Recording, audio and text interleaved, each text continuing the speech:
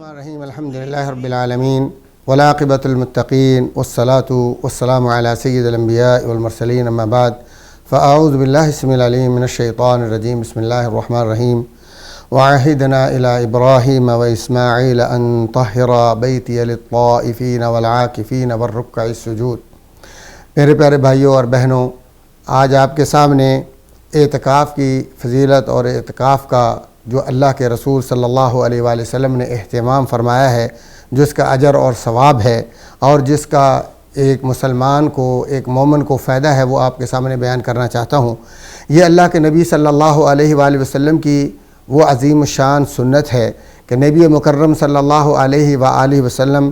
جب سے مدینہ منورہ تشریف لائے، آپ نے زندگی بھر کبھی بھی اس اعتکاف کو نہیں چھوڑا، بلکہ ہر سال رمضان مبارک کے آخری عشرے میں آپ اعتکاف بیٹھ جاتے اور اللہ تعالیٰ کی عبادت کے لیے یکسو ہو جاتے۔ زندگی کے تمام مشاغل، تمام مصروفیات چھوڑ کر اللہ تعالیٰ کے ذکر میں، قرآن کریم کی تلاوت میں اور قیام اللیل میں اور اللہ تبارک و تعالیٰ کے دیگر ذکر میں مصروف رہتے۔ اور پیارے بھائیوں، یہ اعتکاف اللہ تعالیٰ کی طرف سے ایک ایسی عبادت ہے کہ انسان اس کے ذریعے اپنے دل کو اللہ کی طرف جو ہے یکسو کر سکتا ہے، اور جب انسان دنیا کے مشاغل کو، دنیا کی مصروفیات کو چھوڑتا ہے تو اس وقت اس کا جب دل اس فترے میں اس اعتکاف کی کیفیت اور حالت کے اندر درست ہوتا ہے، اس کے اندر لالچ ختم ہوتا ہے، اللہ تعالیٰ کی عبادت کا جب شوق پیدا ہوتا ہے تو یہ جب دل ٹھیک ہو جاتا ہے تو اس پر چونکہ پورے بدن کا دار و مدار ہے،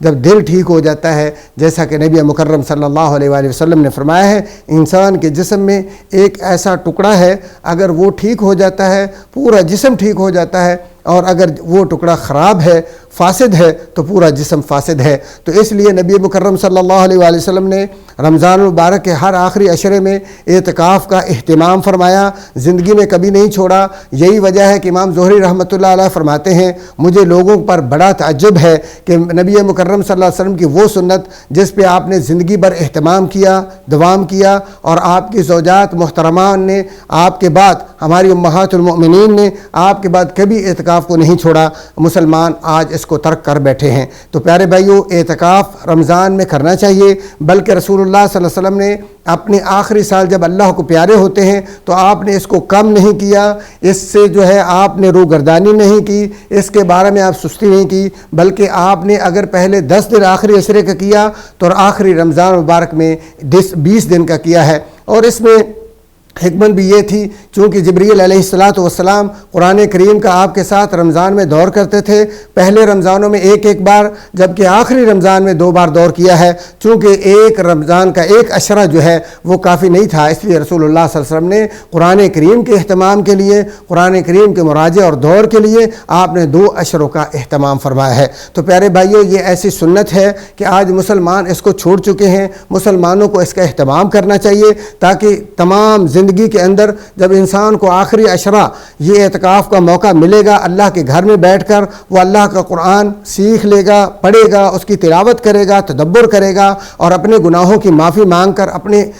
گناہوں سے بری اور پاک اور صاف ہو جائے گا اور اللہ تعالیٰ کے دربار میں سرخ ہو جائے گا۔ پیارے بھائیو، اس کا وقت جو ہے 21ویں رات کا جو سورج ہے، یعنی 20 تاریخ، جو انسان آخری 10 دن کا جو اعتکاف بیٹھنا چاہتا ہے، 20 تاریخ دن کا جو سورج ہے وہ غروب ہونے سے پہلے 21ویں رات کی جو مغرب ہے اس سے پہلے وہ مسجد میں داخل ہوگا، جس مسجد میں وہ اعتکاف بیٹھنا چاہتا ہے، اور فجر کی نماز پڑھ کر اس جگہ میں داخل ہوگا جو اس کے اعتکاف کے لیے مخصوص ہے، کیونکہ رسول اللہ صلی اللہ علیہ وسلم کے لیے ایک خیمہ لگایا جاتا تھا جس کے اندر آپ جو ہے بیٹھ کر اللہ تعالیٰ کی عبادت میں مصروف رہتے تھے۔ تو پیارے بھائیوں، اس کی شروط میں شامل ہے کہ انسان بلا وجہ اس مسجد سے باہر نہ نکلے جس مسجد میں وہ اعتکاف کر رہا ہے۔ ہاں، وہ وجہ اور عذر کیا ہے؟ بول و براز کے لیے، طہارت کے لیے، وضو وغیرہ کے لیے وہ باہر جا سکتا ہے۔ اس کے علاوہ